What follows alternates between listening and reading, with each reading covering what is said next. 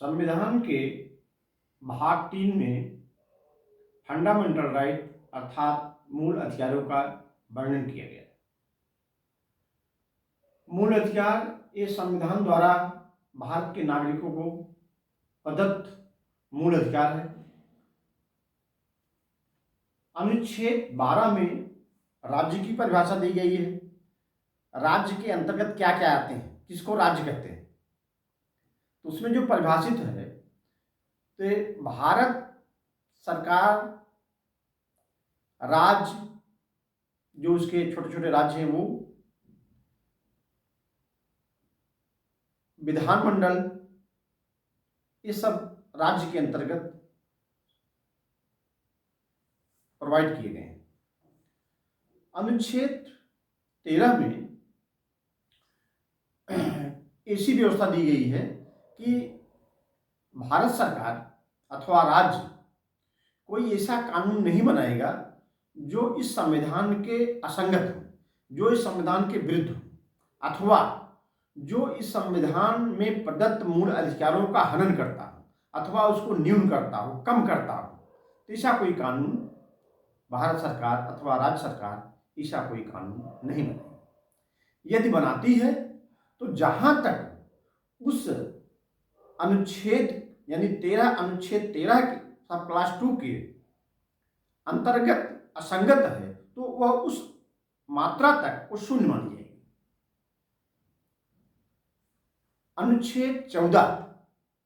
अनुच्छेद 14 में समता का अधिकार यानी विधि के समक्ष सबको, भारत के नागरिकों को समान अधिकार प्राप्त है।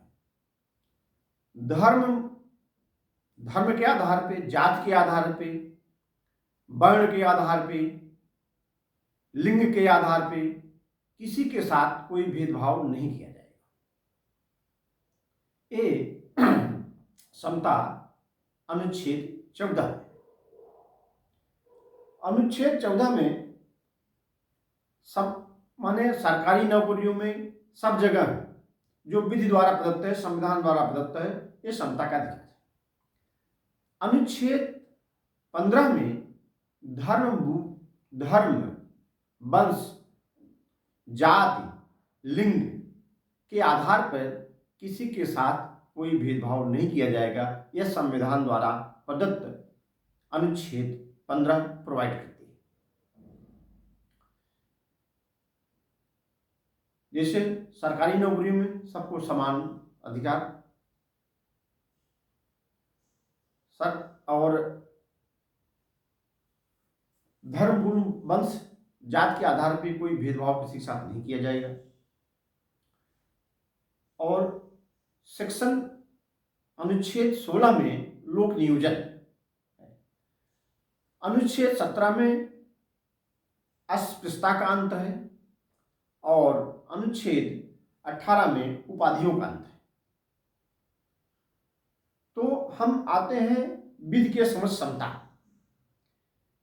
विधि के समक्ष समता में जैसे हर व्यक्ति को समानाधिकार है, परंतु यदि सरकार